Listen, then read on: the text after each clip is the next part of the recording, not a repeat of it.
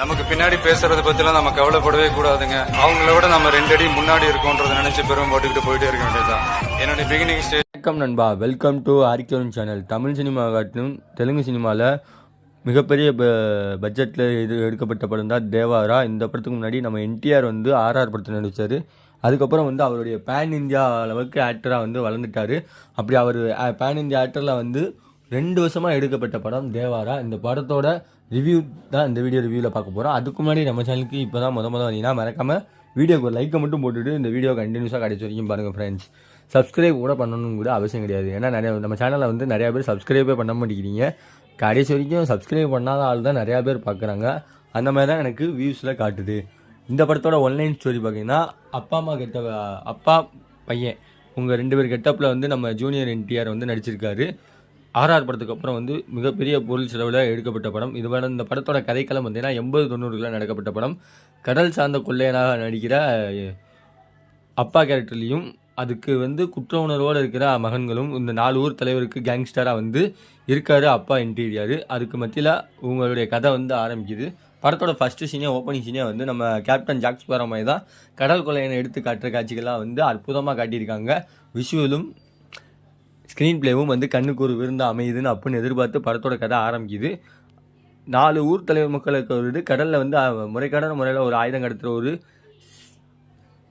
ஒரு கேங்ஸ்டராக இருக்காரு அப்படின்ற போது அதுக்குள்ள கூட்டாளி வந்து ஒரு சில இடத்துல பண மோசடிக்கார வந்து அவங்களுடைய தலைவரான நம்ம என்டிஆரை வந்து கொலை பண்ணிட்டாங்க. அந்த கொலை பண்ணதுக்கப்புறம் தேவாரா எங்கே போனார் அப்படின்னு எல்லா பேரும் தேடிட்டு இருக்கும்பொழுது தான் கதை ஆரம்பிக்குது. இதுதான் படத்தோட ஃபஸ்ட் லைன் ஸ்டோரியாக இருக்குது. இதை வச்சு தான் படத்தை முழுக்க வருது.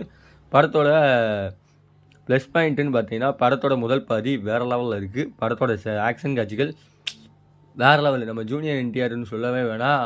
ஆர்ஆர் படத்தில் பார்த்துருப்பீங்க. அவருடைய பாட்டுக்கு வந்து செம்மையாக இருக்கும். தெலுங்கு சினிமாவில் வந்து பேன் இந்தியா வேர்ல்டு அளவுக்கு ரீச் ஆகிற அளவுக்கு தான் படமும் எடுக்கிறாங்க நம்ம டேரக்டர்ஸ்லாம். நடிப்பு என்டிஆருடைய நடிப்பும் அனிருத்தோட இசை, இவங்க 2 பேர் தான் வந்து படத்தோட முழு தூணாகவே நிற்கிறாங்க. என்டிஆர் வந்து அவர் நடிப்பு மூலமாக மிரட்டுறாரு, அனிருத் பிஜிஎம் மூலமாக மிரட்டுறாரு அப்படி சொல்லிட்டு போகலாம். இந்த படத்தில் மைனஸே இல்லையாப்பா அப்படின்னு பார்த்தீங்கன்னா, மைனஸ் காட்சிகள் இருக்குது. லாஜிக் இல்லாத காட்சிகள். தமிழ் சினிமா காட்டிலும் சினிமாவில் பார்த்தீங்கன்னா லாஜிக்காக பார்க்கக்கூடாது. படத்தில் போகும்போது ஒரு 3 மணி நேரம் வந்து நீங்கள் பொழுதுபோக்காக போய் பார்க்கணுன்னா பார்க்கலாம். லாஜிக் பார்த்தீங்கன்னா படம் வந்து வழங்காது. பாகுபலி போல் ஆகணும்னு சொல்லி கிளைமேட்டில் ட்விஸ்ட் வச்சு கிளைமேட்டை வந்து எல்லாருமே கண்டுபிடிக்கிற அளவுக்கு கிளைமேக்ஸ் காட்சிகள் அங்கங்கே இருந்தாலுமே நிறைய இடத்துலனா பல இடத்துல வந்து காட்டுது. படத்தில் ஸ்டார்டிங்கில் ஃபஸ்ட் ஹாஃபில் ஃபுல்லாக வந்து அப்பாவோட தேவரா அவருடைய ஸ்டோரி தான் முழுக்க போகுது. ஃபஸ்ட் ஹாஃபில் வந்து இன்ட்ரொடக்ஷனில் சுறா பட விஜய் மாதிரி பாணியில் வந்து கடலுக்குள்ளேருந்து நீச்சல் அடிச்சுட்டு வராது. அந்த காட்சிகளை வந்து இது அந்த காட்சியில் இது இந்த காட்சியில்ன்ற மாதிரி ஒவ்வொரு தமிழ் சினிமாவில் இருக்க ரெஃபரன்ஸ் சீனே வச்சுருக்காங்க. 2ஆம் பகுதியில் முழுக்க வந்து மகனுடைய காட்சிகள் தான் வந்து வச்சுருக்காங்க. அவரை மையப்பற்றி தான் படத்தோட கனமாக இருக்குது. அப்பாவோட குணத்துக்கு நேர்மாறாக பயந்த சுவாகமாக ஒரு இன்னசென்ட் பெர்சன்ட்டாக நடிச்சிருப்பார் இந்த படத்தில். அதாவது வழக்கமாக வந்து இந்த கதையில் வந்து கான்செப்டே அப்படி தான். இப்போ ரீசெண்டாக வந்த கோட் படத்தில் அப்பா நல்லவராக இருப்பார், மகன் கெட்டவனாக இருப்பார். அந்த மாதிரி தான் இதில் அப்படியே உள்டாவா மகன் இன்னசென்ட்டாக இருக்கார், அப்பா வந்து ராவடியான ரவுடியாக இருக்கார், அடிச்சு துவைச்சு பங்க விடுறதுல அதே மாதிரி இருக்குது. முதல் பாதையில் ஆக்ஷன் காட்சிகள் முழுக்க இருந்தாலுமே சையது அப்துல் கலி அவருடைய கதாபாத்திரம் செமையான ட்விஸ்ட் வச்சுருக்காங்க. இறுதியில் கிளைமேக்ஸில் ட்விஸ்ட்டு இன்னும் கொஞ்சம் சிறப்பாக வெளிப்பட்டுருக்கலாமோன்னு எனக்கு தோணுது. ஃபஸ்ட் ஹாஃபில் கொடுத்த முக்கியத்துவம் வந்து கடைசி கிளைமேக்ஸ்லையும் செகண்ட் ஹாஃப்லையும் கொஞ்சம் முக்கியமாக கொடுத்துருந்தாங்கன்னா படத்தோட ஸ்டோரி ஷெட்லும் ரிவ்யூவும் சரி பாசிட்டிவாக வந்திருக்கும். அது வந்து இந்த குத்தில் கொஞ்சம் கொள்ளாமல் இருக்குது.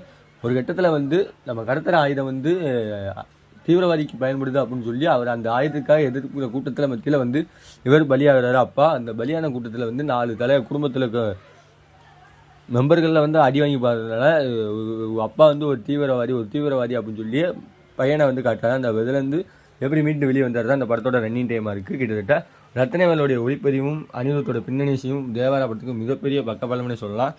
யதார்த்தத்தை மீறிய மிகையான காட்சிகள் வந்து அப்பப்போ அனிருத்தோட சாகசமாக மாறிடுது. ரத்னவேலுடைய ஒளிப்பதிவு இன்னொரு பக்கத்தில் அனிருத்தோட பின்னணிசை ரெண்டுமே ரசிக்க வைக்குது. இந்த படத்தில் பார்க்கும்போது ஓவராலாக பார்த்தீங்கன்னா இந்த படத்துக்கு ஆர்கேஎன் ரேட்டிங்னு பார்த்தீங்கன்னா 5க்கு 2.5 தான் தருவேன். ஏன்னா மிகப்பெரிய பட்ஜெட் படத்தில் எடுக்கப்பட்ட படங்கள் வந்து சில இடத்துல வந்து ஹீரோக்காவோ விஎஃப்எக்ஸ்க்காகவோ பட்ஜெட்டுக்காகவோ சில இடத்துல காம்ப்ரமைஸ் ஆகுறாங்க. அதனாலே வந்து படத்தோட ஸ்டோரியும் ஸ்க்ரீன் பிளே வந்து ஹீரோயினிக்காகவும் திரைக்கதைக்காகவும் ஒரு டைரக்டருக்காகவும் ப்ரொடியூசருக்காகவும் டைரக்டரோட உண்மையான திரைக்கதை வந்து ஸ்க்ரீனில் வந்து வராதனால தான் படம் வந்து தோல்வியில் தழுவுது.